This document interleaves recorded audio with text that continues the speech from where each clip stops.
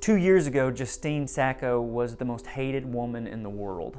She had fired off some ill-advised tweet right before she went to Africa about how since she was white, she wouldn't get AIDS. And by the time her flight landed, everybody in the world seemed to know about what she had said. And all of Twitter was calling for her to lose her job. And ultimately, they got what they wanted. She was fired. She said that it ruined her life. She can no longer date because of the things that are written about her on the internet. Kylie Jenner of Kardashian fame, who said that every day she wakes up and the first thing she does is check the internet to see if anybody wrote anything about her. Because she said her greatest fear is that somebody would write something bad about her on the internet. Last week in the New York Times, there was an article about how the biggest problem with American elections is not that they're rigged, but that worked into the system is that every 4 years we learn that the people around us don't think like we do. You thought these normal-looking people had the same grasp of reality that you did, and all of a sudden you realize these people think totally differently. And the article said one of the greatest tragedies is that in those moments, every 4 years, you realize you don't belong with the people you thought you belonged to.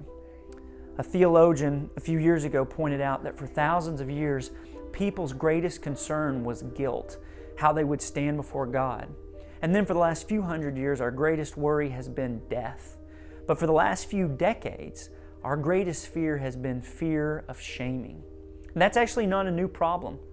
Back in first century Rome, in a middle school in first century Rome, archaeologists discovered that there was graffiti that had been written by a bunch of boys about this one boy named Alex.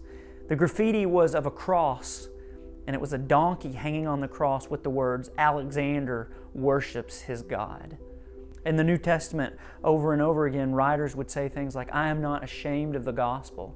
And for those of us who grew up in Christianity or church, it begs the question, why would you need to say that? It's because we've lost the sight of the fact that before the cross was jewelry or a religious icon, it was an icon of shame. It was what Rome did to people they wanted to say, this is what happens if you mess with us.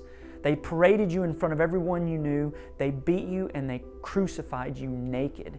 The early church gathered around the cross, this object of shame, and said, this is who we are. So for the next few months, we're going to be going through the Gospel of John. John is actually written to a world very much like ours. People who had been shamed, people who had been kicked out of community. They've lost their friends, they've lost their family because they confess belief in Jesus. All throughout the Gospel of John, Jesus goes to people and asks them to choose between what is right and what is easy. He's asking them to center their lives around this object of shame. But John has a different word for the cross than shame. John calls it glory.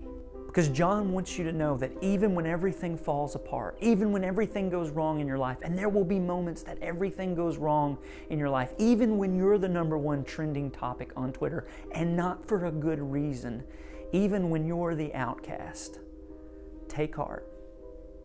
You're still in good company.